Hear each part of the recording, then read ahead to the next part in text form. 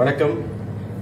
என்னோட செந்தில் குசின் பேஜில் இன்னைக்கு நீங்கள் பார்க்க போகிறது வந்து பீக்கங்காய் ஓட சாம்பார் தான்.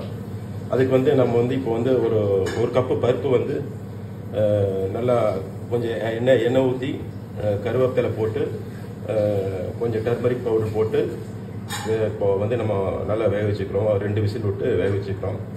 இதை தான் வந்து நம்ம வந்து கடைசியில் வந்து அந்த வானொலியில் வந்து தாளிக்க வேண்டிய சாமானை போட்டு தாளிச்சிட்டு அப்போ பீக்கங்காயை போட்டு எல்லாம் வேக வச்சுட்டு தென் பருப்பை ஊற்றி அது கூட நல்லா வேக வைக்க போகிறோம். இப்போ நம்ம வந்து 2 பீக்கங்காய் வாங்கியிருக்கிறோம். இதெல்லாம் எட்ஜில் இது பண்ணிவிட்டு ட்ரிம் பண்ணிவிட்டு இதை வந்து சின்ன சின்னதாக கட் பண்ணி வைக்க போகிறோம். அப்புறம் வேறு பக்கம் ஒரு வெங்காயம், பூண்டு வந்து ஒரு சின்ன பூண்டு, அப்புறம் ஒரு தக்காளி, வரமிளகாய், கருவேப்பிலை, அப்புறம் வந்து சாம்பார் தூள் வேணும் நம்மளுக்கு, அப்புறம் தேவையான உப்பு, அப்புறம் டர்மரிக் பவுடர். இதுதான் நம்ம வந்து ரெடி பண்ண போகிறோம். ரெடி பண்ணி கழிச்சு நான் ஃபர்தராக வந்து உங்களுக்கு எக்ஸ்பிளைன் பண்ணுறேன். பீக்கங்காயை வந்து இந்த ஒரு கியூப் மாதிரி கட் பண்ணி வச்சுக்கிறோம்.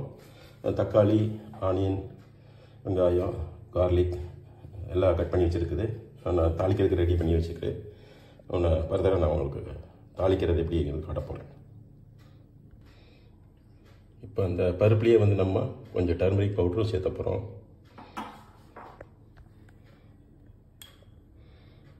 அப்புறம் சாம்பார் தூள் சேர்த்திட்டு அப்புறம் நம்ம தாளிக்க போகிறோம்.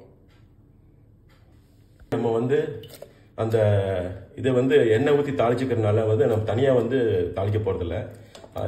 அந்த குக்கர்லேயே நம்ம வந்து வெங்காயம், தக்காளி, அப்புறம் வந்து கார்லிக்கு, கொரியாண்டர், கருவேப்பிலை, அப்புறம் வந்து இந்த வரமிளகாய் சேர்த்துட்டு அது கூட வந்து நம்ம அறுத்து வச்சுக்கிற அந்த பீக்கங்காயை சேர்த்த போகிறோம். சேர்த்துட்டு திருப்பியும் குக்கரில் வந்து ஒரு விசில் நல்லா கலக்கி விட்டுட்டு குக்கரில் ஒரு விசில் அளவான உப்பு போட்டுட்டு குக்கரில் விசில் வச்சிட்டோம்னா அந்த சாம்பார் வந்து ரெடி ஆகிடும்.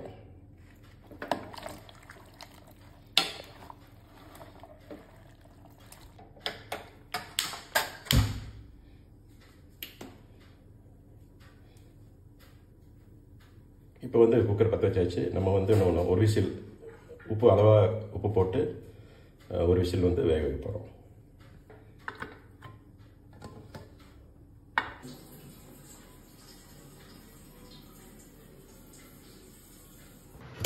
ஒரு விசில் விட்டு நல்லா வெந்துருச்சு. இப்போ நீங்கள் உடுப்பில் பார்த்தீங்கன்னா நம்ம வந்து சாம்பார் ரெடி. இதில் வந்து இப்போ நம்ம வந்து தண்ணி கம்மியாக இருந்துச்சுன்னா தண்ணி சேர்த்த போகிறோம்.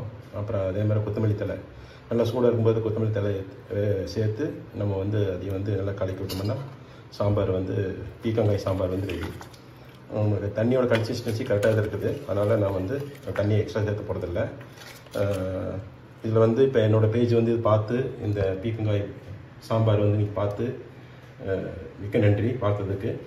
நீங்கள் வந்து உங்கள் ஃப்ரெண்ட்ஸுக்கு ஷேர் பண்ணுங்கள், என்னோடய சேனலை சப்ஸ்கிரைப் பண்ணுங்கள், லைக் கொடுங்க, எனக்கு ரொம்ப சப்போர்ட் பண்ணுங்கள். Thank you very much. Have a nice cooking life. God bless you all.